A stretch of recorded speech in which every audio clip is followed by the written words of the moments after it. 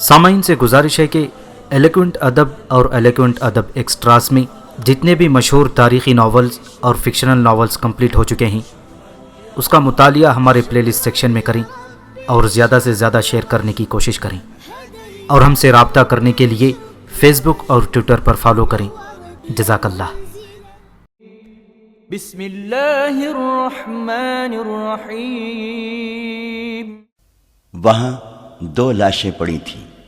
علی بن سفیان نے گھوڑے سے اتر کر دیکھا، ایک البرخ کی پہلی بیوی تھی، دوسرا آزر تھا، عمر کا ساتھی۔ دونوں زندہ تھے اور خون میں ڈوبے ہوئے۔ آزر نے بتایا کہ وہ البرخ کی بیوی کو پھینک کر چلے گئے تو وہ اس کے پاس گیا۔ اچانک پیچھے سے کسی نے اس پر خنجر کے 3 وار کیے۔ وہ سنبھل نہ سکا، حملہ آور بھاگ گیا۔ آزر نے بتایا کہ دوسری عورت البرخ کے گھر کی طرف نہیں گئی بلکہ ادھر گئی ہے جہاں وہ پہلے جایا کرتی تھی۔ عمر کو اس گھر کا علم تھا۔ علی بن سفیان نے 2 سواروں سے کہا کہ وہ دونوں زخمیوں کو فوراً جراح کے پاس لے جائیں اور ان کا خون روکنے کی کوشش کریں۔ باقی سواروں کو وہ عمر کی رہنمائی میں اس مکان کی طرف لے گیا جہاں آصفہ پہلے کئی بار جاتے دیکھی گئی تھی۔ وہ پرانے زمانے کا بڑا مکان تھا۔ اس سے ملحق کئی اور مکان تھے۔ پچھواڑے سے گھوڑے کے ہنہنانے کی آواز آئی۔ علی نے اپنے سواروں کو مکان کی دونوں طرف سے پیچھے بھیجا۔ 2 سواروں کو مکان کے سامنے کھڑا کر دیا اور کہا کہ کوئی بھی اندر سے نکلے اسے پکڑ لو، بھاگنے کی کوشش کرے تو پیچھے سے تیر مارو اور ختم کر دو۔ سوار ابھی چکر کاٹ کر پچھواڑے کی طرف جا ہی رہے تھے کہ دوڑتے گھوڑوں کے ٹاپو سنائی دینے لگے۔ علی بن سفیان نے ایک سوار سے کہا، سر پٹ جاؤ، اپنے کمانداروں سے کہو کہ اس مکان کو گھیرے میں لے کر اندر داخل ہو جائے، اندر کے تمام افراد کو گرفتار کر لے۔ سوار کیمپ کی طرف روانہ ہو گیا۔ علی بن سفیان نے بلند آواز سے اپنے سواروں کو حکم دیا، ایڑ لگاؤ، تعاقب کرو، ایک دوسرے کو نظر میں رکھو، اور اس نے اپنے گھوڑے کو ایڑی لگائی۔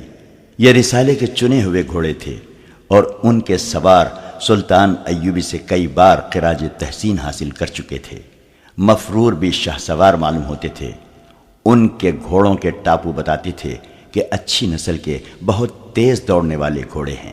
یہ شہر کا علاقہ تھا جہاں مکانوں کی رکاوٹیں تھیں، گلیاں تھیں جو گھوڑوں کی دوڑ کے لیے کشادہ نہیں تھیں۔ ان سے آگے کھلا میدان تھا۔ اندھیرے میں گھوڑے نظر نہیں آتے تھے، ان کی آوازوں پر تعاقب ہو رہا تھا۔ وہ جب کھلے میدان میں گئے تو ان کا چھپنا مشکل ہو گیا۔ افق کے پس منظر میں وہ سایوں کی طرح صاف نظر آنے لگے۔ وہ 4 تھے۔ انہوں نے کم و بیش 100 گز کا فاصلہ حاصل کر لیا تھا۔ وہ پہلو بہ پہلو جا رہے تھے۔ علی بن سفیان کے حکم پر 2 سواروں نے اسی رفتار سے گھوڑے دوڑاتے تیر چلائے۔ تیر شاید خطا گئے تھے۔ بھاگنے والے دانشمند معلوم ہوتے تھے۔ تیر ان کے قریب سے یا درمیان سے گزرے تو انہوں نے گھوڑے پھیلا دیے۔ وہ اکٹھے جا رہے تھے۔ ان کے گھوڑے کھلنے لگے۔ نہایت اچھے طریقے سے گھوڑے ایک دوسرے سے خاصے دور ہٹ گئے۔ علی بن سفیان کا دستہ بہت تیز تھا۔ فاصلہ کم ہوتا جا رہا تھا مگر بھاگنے والوں کے گھوڑے اور زیادہ ایک دوسرے سے ہٹتے جا رہے تھے۔ آگے کھجور کے پیڑوں کا جھنڈ آ گیا۔ ان کے گھوڑے وہاں اس طرح ایک دوسرے سے دور ہٹ گئے کہ 2 دائیں طرف اور 2 کھجوروں کے بائیں طرف ہو گئے۔ یہ جگہ اونچی تھی۔ گھوڑے اوپر اٹھے اور غائب ہو گئے۔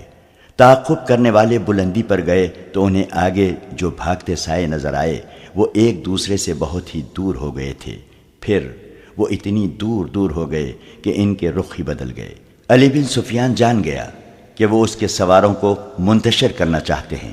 علی نے بلند آواز سے کہا، ہر سوار کے پیچھے تقسیم ہو جاؤ، ایک دوسرے کو بتا دو، ایڑ لگاؤ، فاصلہ کم کرو، کمانوں میں تیر ڈالو۔ سوار تقسیم ہو گئے۔ سب نے کندھوں سے کمانے اتار کر تیر ڈال لیے اور تقسیم ہو کر ایک ایک گھوڑے کے پیچھے گئے۔ ان کے گھوڑوں کی رفتار اور تیز ہو گئی۔ ٹاپوؤں کے شور و غل میں کمانوں سے تیر نکلنے کی آوازیں سنائی دیں۔ کسی نے للکار کر کہا، ایک کو مار لیا، گھوڑا بے قابو ہو گیا ہے۔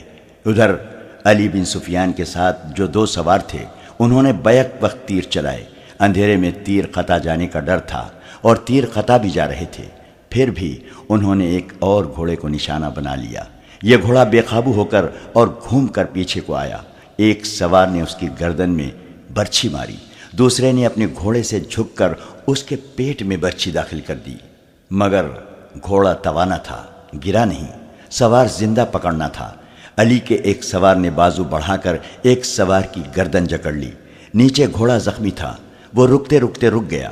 اس پر ایک آدمی سوار تھا اور ایک لڑکی جسے سوار نے آگے بٹھا رکھا تھا۔ لڑکی شاید بے ہوش تھی۔ صحرا کی تاریک رات میں اب کسی سر پر دوڑتے گھوڑے کی ٹاپو نہیں سنائی دیتے تھے۔ سواروں کی آوازیں چلتے گھوڑوں کی ٹاپو سنائی دیتے تھے۔ سوار ایک دوسرے کو پکار رہے تھے۔ ان کی آوازوں سے پتہ چلتا تھا کہ انہوں نے بھاگنے والوں کو پکڑ لیا ہے۔ علی بن سفیان نے سب کو اکٹھا کر لیا۔ بھاگنے والے پکڑے گئے تھے، ان کے 2 گھوڑے زخمی تھے۔ ان گھوڑوں کو مرنے کے لیے صحرا میں چھوڑ دیا گیا۔ بھاگنے والے 5 تھے، 4 آدمی اور 1 لڑکی۔ لڑکی گر پڑی تھی۔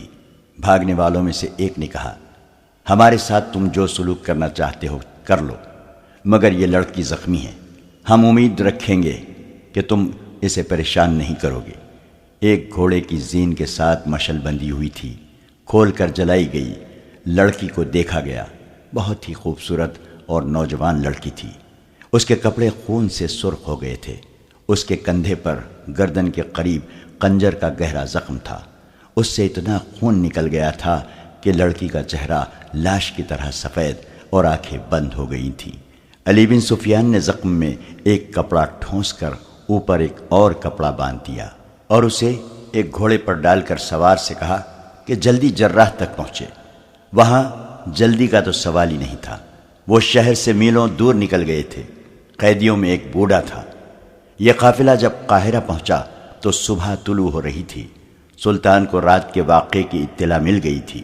علی بن سفیان ہسپتال پہنچ گیا۔ جراح اور طبیب قیدی لڑکی کی مرہم پٹی میں اور ہوش میں لانے میں مصروف تھے۔ سوار نے اسے تھوڑی دیر پہلے پہنچا دیا تھا۔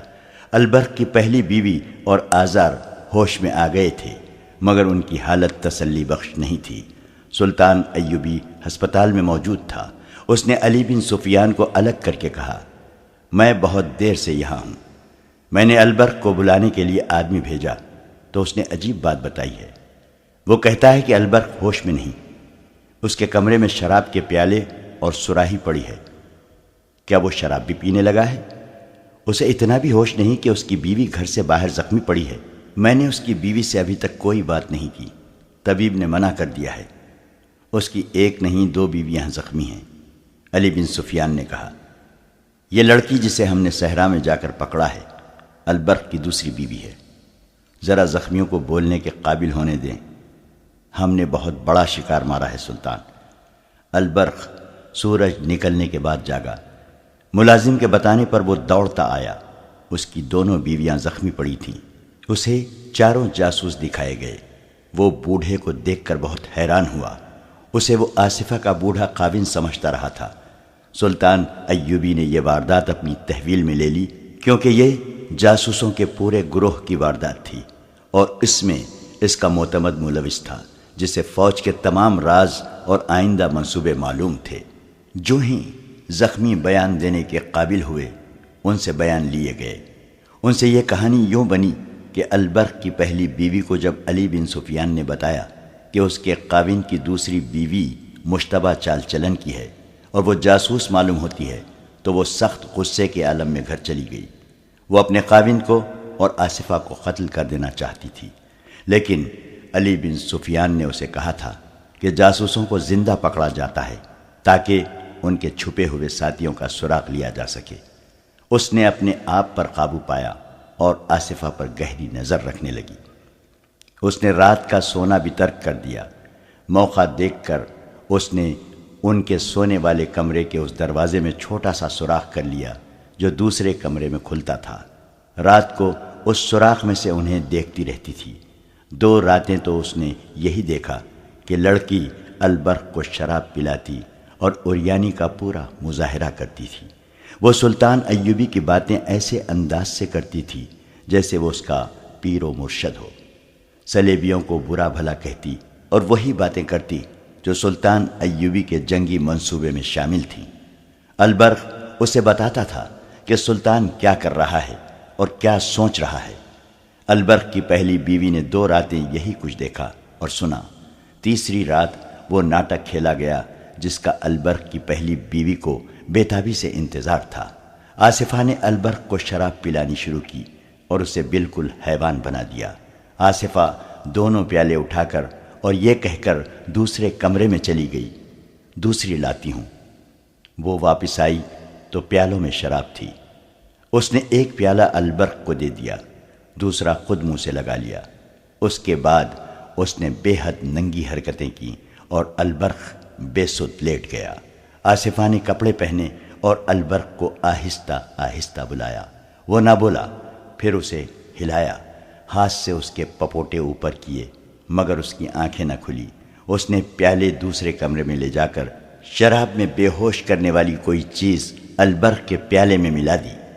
آصفہ نے کپڑے پہنے، اوپر سیاہ چادر اس طرح لے لی کہ سر سے پاؤں تک چھپ گئی۔ آدھی رات ہونے کو تھی، اس نے قندیل بجھائی اور باہر نکل گئی۔ پہلی بیوی آگ بگولا ہو گئی۔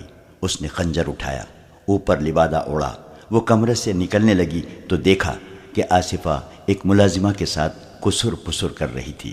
اس سے پتہ چلا کہ ملازمہ کو اس نے ساتھ ملا رکھا تھا۔ آصفہ باہر نکل گئی۔ ملازمہ اپنے کمرے میں چلی گئی۔ پہلی بیوی بڑے دروازے سے باہر نکل گئی۔ وہ تیز تیز چلتی آصفہ کے تعاقب میں گئی۔ وہ اس کے قدموں کی آہٹ پر جا رہی تھی۔ وہ صرف یہ دیکھنا چاہتی تھی کہ وہ کہاں جا رہی ہے۔ آصفہ کو شاید اس کے قدموں کی آہٹ سنائی دی تھی۔ وہ رک گئی۔ پہلی بیوی اندھیرے میں اچھی طرح دیکھ نہ سکی۔ وہ آصفہ کے قریب چلی گئی اور رک گئی۔ اچانک آمنے سامنے آ جانے سے پہلی بیوی فیصلہ نہ کر سکی کہ کیا کرے۔ اس کے منہ سے نکل گیا، کہاں جا رہی ہو آصفہ؟ پہلی بیوی کو معلوم نہ تھا کہ لڑکی کی حفاظت کے لیے ایک آدمی چھپ چھپ کر اس کے ساتھ جاتا ہے جو کسی کو نظر نہیں آتا۔ آصفہ نے اپنے ہاتھ پر ہاتھ مارا اور البرق کی پہلی بیوی سے ہنس کر کہا، آپ میرے پیچھے آئی ہیں یا کہیں جا رہی ہیں؟ اتنے میں پیچھے سے کسی نے پہلی بیوی کو بازوؤں میں جکڑ لیا، مگر اس عورت نے گرفت مضبوط ہونے سے پہلے ہی جسم کو زور سے جھٹک دیا اور آزاد ہو گئی۔ اس نے تیزی سے خنجر نکال لیا۔ اس کے سامنے ایک آدمی تھا۔ عورت نے اس پر وار کیا جو وہ بچا گیا۔ آدمی نے ایسا وار کیا کہ خنجر عورت کے پہلو میں اتر گیا۔ اس آدمی نے دیکھ لیا تھا کہ عورت کے پاس خنجر ہے۔ وہ فوراً پیچھے ہٹ گیا۔ پہلی بیوی نے آصفہ پر حملہ کیا اور خنجر اس کی گردن اور کندھے کے درمیان اتار دیا۔ لڑکی نے زور سے چیخ ماری۔ آدمی نے پہلی بیوی پر وار کیا جو یہ عورت پھرتی سے بچا گئی۔ اس نے وار کیا تو اس آدمی نے اس کا بازو اپنے بازو سے روک لیا۔ آصفہ گر پڑی تھی۔ البرق کی پہلی بیوی کو بھی گہرا زخم آیا تھا جو پہلو سے پیٹھ تک چلا گیا تھا۔ وہ ڈگمگانے لگی۔ وہ آدمی آصفہ کو اٹھا کر کہیں چلا گیا۔ علی بن سفیان کے دو جاسوس عمر اور آذر چھپ کر دیکھ رہے تھے۔ انہیں معلوم نہیں تھا کہ دوسری عورت کون ہے۔ عمر اس آدمی کے پیچھے چھپ چھپ کر گیا جو آصفہ کو اٹھا لے گیا تھا۔ وہ اسی مکان میں لے گیا جہاں وہ جایا کرتی تھی۔ وہاں سے عمر علی بن سفیان کو اطلاع دینے چلا گیا۔ آذر نے بتایا کہ وہ وہیں چھپا رہا۔ زخمی عورت وہیں پڑی تھی، وہاں اور کوئی نہ تھا۔ آذر اس عورت کے پاس جا کر بیٹھ گیا۔ پیچھے سے کسی نے اس پر خنجر سے 3 وار کیے اور حملہ آور بھاگ گیا۔ آذر وہیں بے ہوش ہو گیا۔ شام تک البرق کی پہلی بیوی اور آذر کی حالت بگڑ گئی۔ جراحوں اور طبیبوں نے بہت کوشش کی مگر وہ زندہ نہ رہ سکے۔ البرق کی پہلی بیوی نے علی بن سفیان سے کہا تھا کہ وہ اپنے خاوند کو قربان کر سکتی ہے، قوم اور ملک کی عزت کو قربان ہوتا نہیں دیکھ سکتی۔ اس نے قوم کے نام پر جان دے دی۔ سلطان ایوبی کے حکم سے قادم الدین البرق کو قید خانے میں ڈال دیا گیا۔ اس نے یقین دلانے کی ہر ممکن کوشش کی کہ اس نے یہ جرم دانستہ نہیں کیا۔ وہ ان لوگوں کے ہاتھوں میں بیوقوف بن گیا تھا، مگر یہ ثابت ہو چکا تھا کہ اس نے حکومت اور فوج کے راز شراب اور حسین لڑکی کے نشے میں دشمن کے جاسوسوں تک پہنچائے ہیں۔ سلطان ایوبی قتل کا جرم بخش سکتا تھا، شراب خوری اور عیاشی اور دشمن کو راز دینے کے جرائم نہیں بخشا کرتا تھا۔ آصفہ سے اس روز کوئی بیان نہ لیا گیا۔ اس پر زخم کا اتنا اثر نہیں تھا جتنا خوف کا تھا۔ وہ جاسوس لڑکی تھی، سپاہی نہیں تھی۔ اسے شہزادی کے روپ میں شہزادوں کے بھید لینے کی ٹریننگ دی گئی تھی، اس نے سوچا بھی نہ تھا کہ اس کا یہ حشر ہو سکتا ہے۔ اس پر زیادہ خوف اس کا تھا کہ وہ مسلمانوں کی قیدی ہے اور مسلمان اسے بہت خراب کریں گے۔ ایک قطرہ یہ بھی اسے نظر آیا تھا کہ مسلمان اس کے زخم کا علاج نہیں کریں گے۔ اس نے اس خطرے کا اظہار ہر اس آدمی سے کیا جو اس کے قریب گیا۔ وہ ڈرے ہوئے بچے کی طرح روتی تھی۔ علی بن سفیان نے اسے بہت تسلی دی کہ اس کے ساتھ وہی سلوک کیا جائے گا جو کسی مسلمان زخمی عورت کے ساتھ کیا جاتا ہے، مگر وہ سلطان ایوبی سے ملنا چاہتی تھی۔ آخر سلطان کو بتایا گیا۔ سلطان ایوبی اس کے پاس گیا اور اس کے سر پر ہاتھ رکھ کر کہا کہ اس حالت میں وہ اسے اپنی بیٹی سمجھتا ہے۔ میں نے سنا تھا کہ سلطان ایوبی تلوار کا نہیں، دل کا بادشاہ ہے۔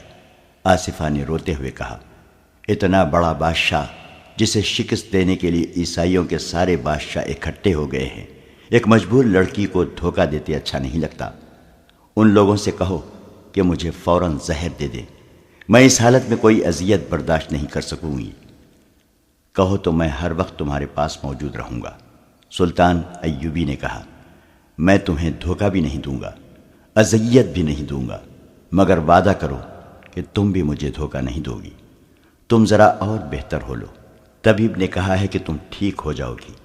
اگر تمہیں اذیت دینی ہوتی تو میں اسی حالت میں قید خانے میں ڈال دیتا، تمہارے زخم پر نمک ڈالا جاتا، تم چیخ چیخ اور چلا چلا کر اپنے جرم اور اپنے ساتھیوں سے پردے اٹھاتی، مگر ہم کسی عورت کے ساتھ ایسا سلوک نہیں کیا کرتے۔ البرق کی بیوی مر گئی ہے، لیکن تمہیں زندہ رکھنے کی پوری کوشش کی جا رہی ہے۔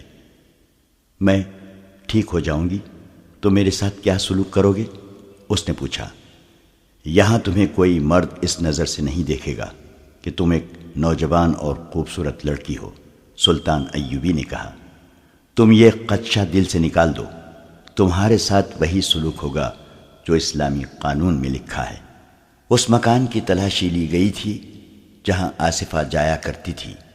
وہ کسی کا گھر نہیں تھا، جاسوسوں کا اڈا تھا۔ اندر ہی استبل بنا ہوا تھا۔ اندر سے 5 آدمی برآمد ہوئے تھے، انہیں گرفتار کر لیا گیا تھا۔ ان 5 نے اور ان 4 نے جنہیں تعاقب میں پکڑا گیا تھا، جرم کا اعتراف کرنے سے انکار کر دیا۔ آخر انہیں اس تہہ خانے میں لے گئے جہاں پتھر بھی بول پڑتے تھے۔ بوڑھے نے تسلیم کر لیا کہ اس نے اس لڑکی کو دانے کے طور پر پھینک کر البرق کو پھانسا تھا۔ اس نے سارا ناٹک سنا دیا۔ دوسروں نے بھی بہت سے پردے اٹھائے اور اس مکان کا راز فاش کیا جسے شہر کے لوگ احترام کی نگاہوں سے دیکھتے تھے۔ اس مکان میں بہت سی لڑکیاں رکھی گئی تھیں جو 2 مقاصد کے لیے استعمال ہوتی تھیں، ایک جاسوسی کے لیے اور دوسری حاکموں اور اونچے گھرانے کے مسلمان نوجوانوں کا اخلاق تباہ کرنے کے لیے۔ وہ مکان جاسوسوں اور تقریب کاروں کا اڈا تھا۔ ان جاسوسوں نے یہ بھی بتایا کہ سلطان ایوبی کی فوج میں انہوں نے اپنے آدمی بھرتی کرا دیے ہیں جنہوں نے سپاہیوں میں جوے بازی کی عادت پیدا کر دی ہے۔ وہ ہاری ہوئی بازی جیتنے کے لیے ایک دوسرے کے پیسے چراتے اور چور بنتے جا رہے ہیں۔ شہر میں انہوں نے 500 سے کچھ زیادہ فاحشہ عورتیں پھیلا دی ہیں جو نوجوانوں کو پھانس کر انہیں عیاشی کی راہ پر ڈال رہی ہیں۔ خفیہ قمار خانے بھی کھول دیے گئے ہیں۔ ان لوگوں نے یہ بھی بتایا کہ ان سوڈانیوں کو سلطان کے خلاف بھڑکایا جا رہا ہے جنہیں فوج سے نکال دیا گیا تھا۔ سب سے اہم انکشاف یہ تھا کہ انہوں نے 6 ایسے مسلمان افسروں کے نام بتائے جو سلطان ایوبی کی حکومت میں اہم حیثیت رکھتے تھے مگر سلطان کے خلاف کام کر رہے تھے۔ آصفہ عیسائی لڑکی تھی، اس کا نام فلیمنگو بتایا گیا۔ وہ یونانی تھی، اسے 13 سال کی عمر سے اس کام کی ٹریننگ دی جا رہی تھی۔ اسے مصر کی زبان سکھائی گئی۔ ایسے سینکڑوں لڑکیاں مسلمان علاقوں میں استعمال کرنے کے لیے تیار کی گئی تھیں جنہیں چوری چھپے ادھر بھیجا گیا تھا۔ اس لڑکی نے بھی کچھ نہ چھپایا۔ 15 روز بعد اس کا زخم ٹھیک ہو گیا۔ اسے جب بتایا گیا کہ اسے سزائے موت دی جا رہی ہے تو اس نے کہا، میں خوشی سے یہ سزا قبول کرتی ہوں۔ میں نے سلیب کا مشن پورا کر دیا ہے۔ اسے جلاد کے حوالے کر دیا گیا۔ دوسروں کی ابھی ضرورت تھی، ان کی نشاندہی پر چند اور لوگ پکڑے گئے جن میں چند ایک مسلمان بھی تھے۔ ان سب کو سزائے موت دی گئی۔ البرق کو 100 بیت کی سزا دی گئی جو وہ برداشت نہ کر سکا اور مر گیا۔